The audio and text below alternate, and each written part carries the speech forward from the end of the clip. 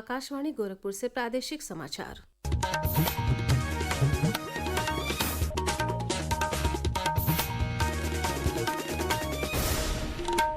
नमस्कार। समाचार बुलेटिन के साथ मैं सोनी निगम। पहले मुख्य समाचार। केंद्रीय मंत्रिमंडल ने आगामी जनगणना में जातीय जनगणना को भी शामिल करने का लिया फैसला। भाजपा और कांग्रेस समेत कई राजनीतिक दलों के नेताओं ने सरकार के निर्णय का किया स्वागत। कैबिनेट ने गन्ने का उचित और लाभकारी मूल्य 355 रुपये प्रति क्विंटल करने को भी दी स्वीकृति। प्रदेश के गन्ना किसानों ने जताई खुशी।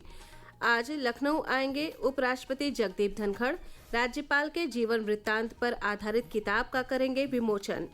गोरखपुर के दीनदयाल उपाध्याय गोरखपुर विश्वविद्यालय के हीरक जयंती समारोह में शामिल हुए मुख्यमंत्री योगी आदित्यनाथ। कहा, कार्य योजना बनाकर विश्वविद्यालय को ग्लोबल रैंकिंग में दिलाए स्थान।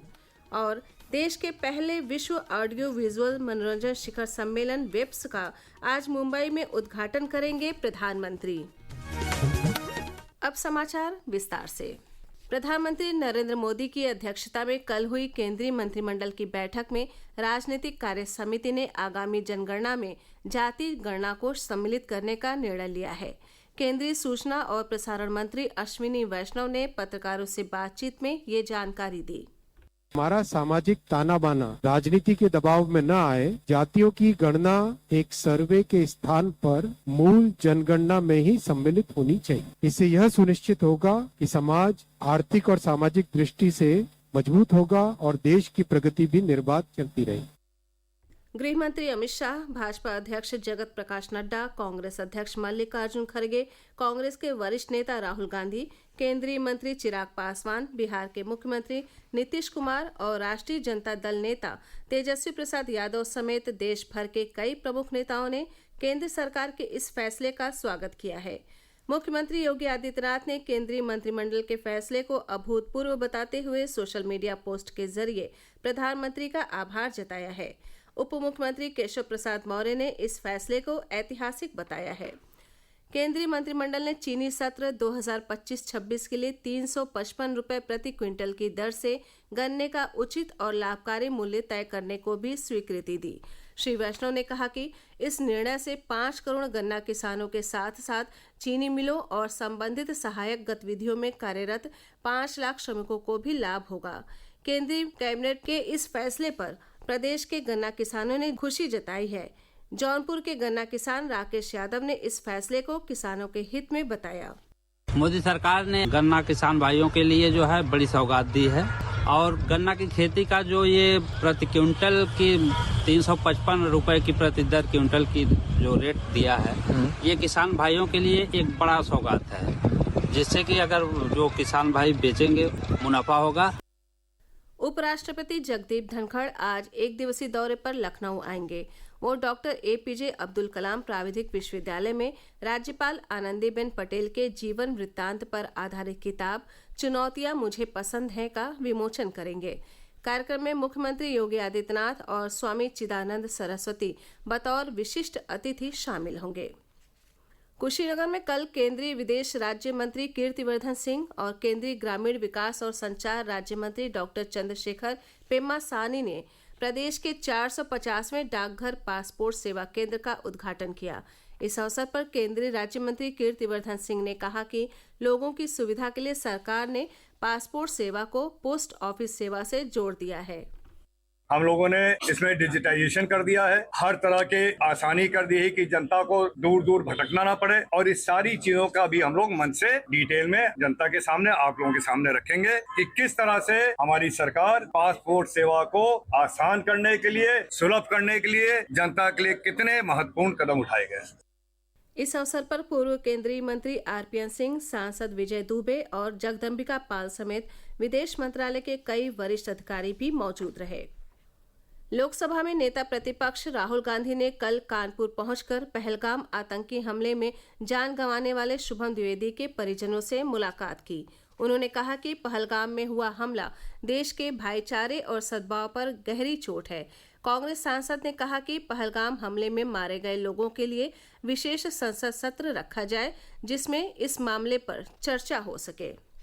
प्रादेशिक समाचार आप आकाशवाणी गोरखपुर से सुन रहे हैं। ये समाचार बुलेटिन हमारे YouTube channel AIR news Gorakhpur और X हैंडल AIR न्यूज_GKP पर भी उपलब्ध है। मुख्यमंत्री योगी आदित्यनाथ ने कल गोरखपुर में दीनदयाल उपाध्याय गोरखपुर विश्वविद्यालय की हीरक जयंती समारोह में हिस्सा लिया। इस अवसर पर उन्होंने कहा कि विश्वविद्यालय को अपनी 75 वर्षों की शानदार यात्रा का मूल्यांकन करते हुए आगामी 25 वर्षों के लिए कार्य योजना बनानी चाहिए। ये कार्य योजना ऐसी हो जिससे विश्वविद्यालय ग्लोबल रैंकिंग में स्थान हासिल कर अपनी वैश्विक पहचान बना सके। इस अवसर पर मुख्यमंत्री ने 1500 लोगों की क्षमता वाले ब्रह्मलीन महंत दिग्विजयनाथ प्रेक्षागृह का शिलान्यास भी किया। उन्होंने 43 करोड़ 10 लाख रुपए की लागत वाले इस प्रेक्षागृह का निर्माण 18 माह में पूरा करने के लिए अधिकारियों को निर्देश दिया। मुख्यमंत्री ने विश्वविद्यालय के विशिष्ट पुरातन छात्रों को सम्मानित किया। साथ ही हीरक जयंती द्वार का शिलान्यास, विशेष स्मारिका का विमोचन और विशेष स्मृति सिक्कों का लोकार्पण भी किया। इसके अलावा उन्होंने हीरक जयंती स्पोर्ट्स स्टेडियम के शिलापट्ट का अनावरण किया। समारोह को विश्वविद्यालय की कुलपति प्रोफेसर पूनम टंडन और सदर सांसद रवि किशन ने भी संबोधित किया। प्रधानमंत्री नरेंद्र मोदी आज से मुंबई में शुरू हो रहे 4 दिवसीय विश्व ऑडियो विजुअल एंटरटेनमेंट शिखर सम्मेलन वेब्स 2025 का उद्घाटन करेंगे। ये आयोजन ऑडियो विजुअल और एंटरटेनमेंट उद्योग के भविष्य पर चर्चा के लिए एक वैश्विक मंच प्रदान करेगा। प्रस्तुत है एक रिपोर्ट। 4 दिनों तक चलने वाले इस सम्मेलन में दुनिया भर के क्रिएटर्स, स्टार्टअप्स, उद्योग जगत के दिग्गज और नीति निर्माता भाग लेंगे। यह सम्मेलन भारत को मीडिया, मनोरंजन और डिजिटल नवाचार क्षेत्र में एक वैश्विक केंद्र के रूप में स्थापित करने में महत्वपूर्ण भूमिका निभाएगा। 90 से अधिक देशों के 10,000 से अधिक प्रतिनिधि इस कार्यक्रम में भाग लेंगे। इस सम्मेलन का लक्ष्य 2029 तक भारत में $50 बिलियन का बाजार खोलना है, ताकि वैश्विक मनोरंजन अर्थव्यवस्था में भारत अपनी एक अलग पहचान बना सके। दीपेंद्र कुमार, आकाशवाणी समाचार, मुंबई। समिट के अंतर्गत आयोजित प्रतियोगिताओं में फाइनल्स में जगह बनाने वाले प्रदेश के क्रिएटर्स भी मुंबई के लिए रवाना हो गए। क्रिएट इन इंडिया चैलेंज में दूसरा स्थान हासिल करने वाली लखनऊ की श्वेता चौधरी ने कहा कि वो इस आयोजन को लेकर बहुत उत्साहित हैं। I am very excited for this और यहाँ पे हमें बहुत अच्छे ऑप्शंस मिलेंगे, आगे अपॉर्चुनिटीज मिलेंगी। सो आई होप कि हम अच्छे से हमारा ये सफल रहे, ये पूरा हमारा इवेंट। एंड बस अब हम जा रहे हैं अपने मंजिल की तरफ। प्रदेश के मुख्य सचिव मनोज कुमार सिंह ने कल गौतम बुद्ध नगर जिले में नोएडा इंटरनेशनल एयरपोर्ट के निर्माण कार्य का स्थलीय निरीक्षण किया। इससे पहले अधिकारियों के साथ बैठक कर उन्होंने इस परियोजना की प्रगति की समीक्षा की। मुख्य सचिव ने सभी संबंधित एजेंसियों को निर्देशित किया कि एयरपोर्ट के शेष निर्माण कार्यों को निर्धारित समय सीमा के भीतर पूरा किया जाए। उन्होंने कहा कि ये परियोजना राज्य सरकार की सर्वोच्च प्राथमिकताओं में शामिल है और इसके तहत उड़ान संचालन की अंतिम समय सीमा शीघ्र घोषित की जाएगी। उन्होंने कहा कि जेवर एयरपोर्ट प्रदेश की अर्थव्यवस्था को गति देने के साथ साथ युवाओं के लिए रोजगार एवं व्यापार के नए अवसर सृजित करेगा।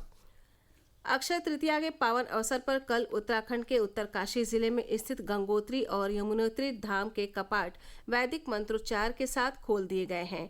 इसके साथ ही 4 धाम यात्रा का शुभारंभ हो गया। मुख्यमंत्री योगी आदित्यनाथ के प्राथमिकता वाले गोरखपुर के वनटांगिया गांव जंगल तिकोनिया नंबर 3 में अखिल भारतीय आयुर्विज्ञान संस्थान एम्स गोरखपुर ने कल विशेष स्वास्थ्य शिविर का आयोजन किया। स्वास्थ्य विभाग के सहयोग से आयोजित इस शिविर में पहुंचे गोरखपुर के सीएमओ डॉक्टर राजेश झा ने बताया कि इस गांव में शीघ्र ही स्वास्थ्य उपकेंद्र की भी स्थापना की जाएगी। एम्स गोरखपुर के सहयोग से वनटांगिया गांव में विशेष स्वास्थ्य शिविर लगाने के साथ साथ सामुदायिक स्वास्थ्य कार्यक्रमों पर अध्ययन भी किया जा रहा है। अंत में मुख्य समाचार एक बार फिर। केंद्रीय मंत्रिमंडल ने आगामी जनगणना में जातीय जनगणना को भी शामिल करने का लिया फैसला। भाजपा और कांग्रेस समेत कई राजनीतिक दलों के नेताओं ने सरकार के निर्णय का किया स्वागत। कैबिनेट ने गन्ने का उचित और लाभकारी मूल्य 355 रुपए प्रति क्विंटल करने को भी दी स्वीकृति। प्रदेश के गन्ना किसानों ने जताई खुशी। आज लखनऊ आएंगे उपराष्ट्रपति जगदीप धनखड़, राज्यपाल के जीवन वृत्तांत पर आधारित किताब का करेंगे विमोचन।